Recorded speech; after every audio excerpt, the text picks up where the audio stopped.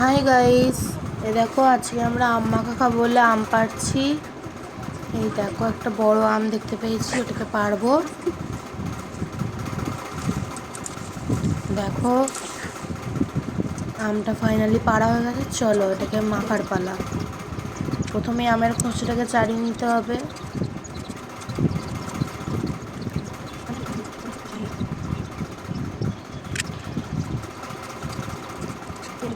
তারপরে আমটাকে ধুয়ে নিয়ে ওটাকে কেটে খুশিটাকে বের করে দিতে হবে আমের। তারপর এটাকে ঘষে নিতে হবে।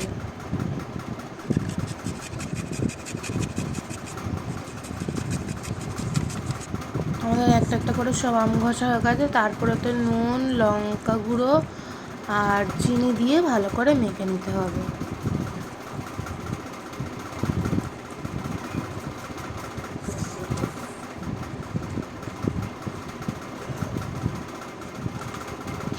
আমাদের মাখা হয়ে গেছে। রেডি। এবার এটাকে খেয়ে দেখতে হবে কেমন হয়েছে।